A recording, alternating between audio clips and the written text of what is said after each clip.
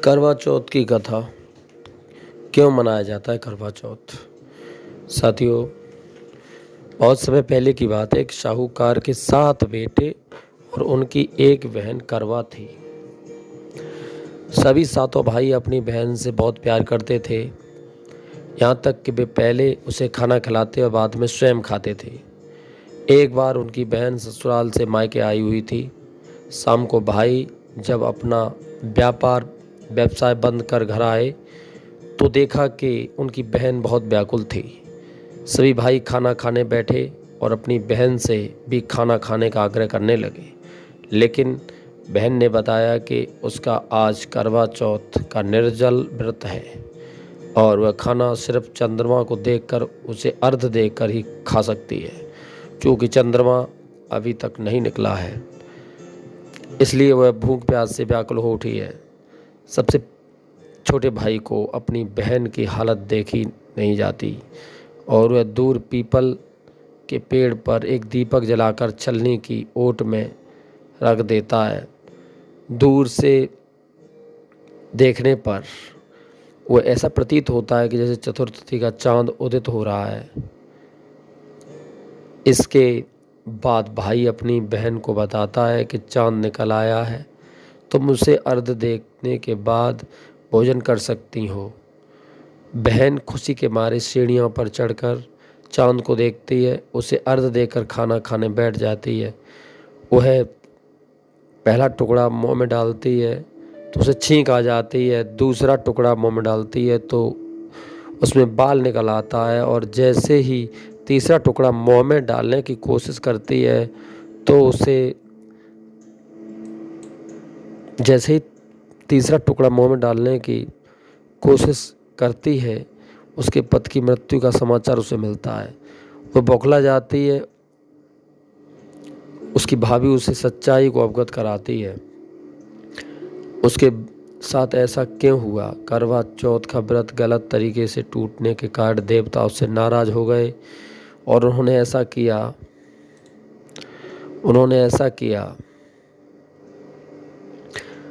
है। सच्चाई जानने के बाद करवा निश्चय करती है कि वह अपने पति का अंतिम संस्कार नहीं होने देगी और सतीत्व से उन्हें पुनर्जीवन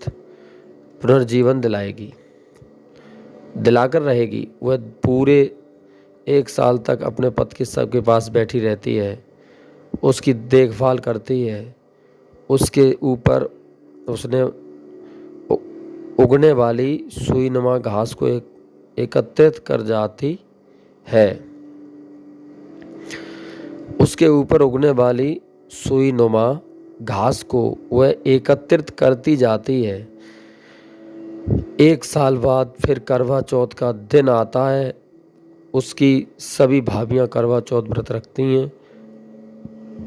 जब भाभियां उससे आशीर्वाद लेने आती हैं तो वह प्रत्येक भाभी को सुई ले लो, 20 सुई दे दो, मुझे भी अपने सुहागिनी बना दो, ऐसा आग्रह करती है।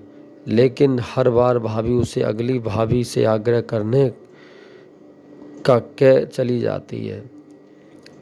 इस प्रकार 6 नंबर की भाभी आती है तो करवा उससे भी यही बात दोहराती है।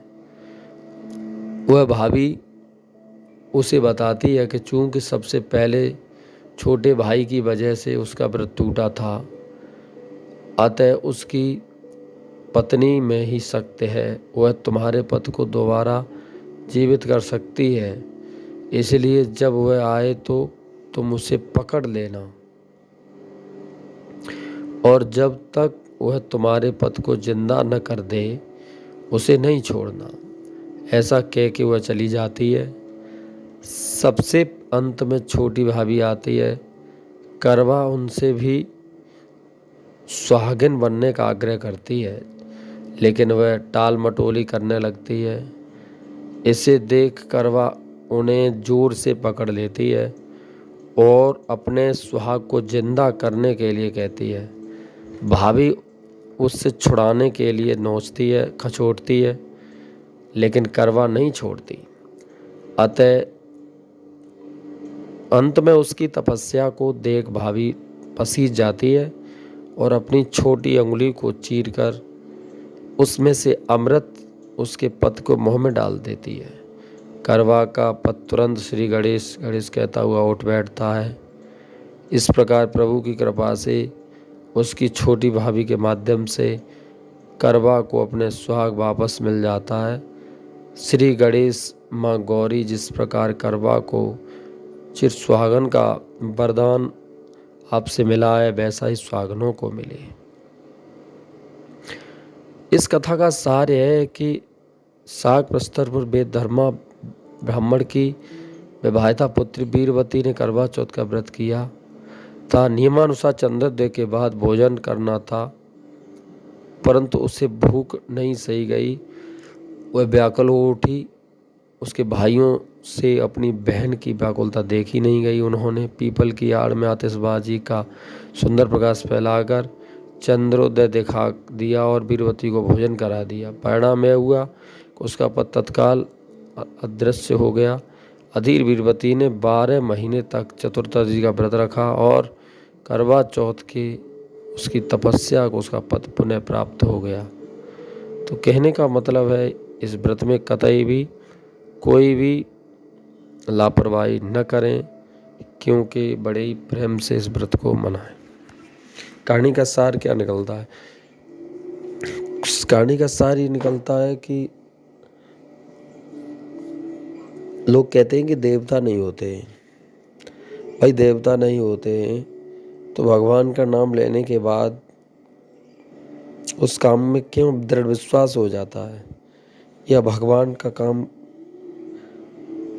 अगर भगवान नहीं है तो भगवान का नाम बिना बताए क्यों आ जाता है जबान? भाई भगवान ऐसा काम हो जाए। तो बस यही है, आप लोगों से कहेंगे ऊपर वाले का आशीर्वाद से अपनों के हिसाब से ज़िंदगी में कुछ ऐसा करें कि लोग करना चाहें आपके जैसा। साथियों, हमारे इस चैनल सब कुछ सीखो को लाइक, सब्सक्राइब, शेयर करें। बहुत बहुत धन्यवाद।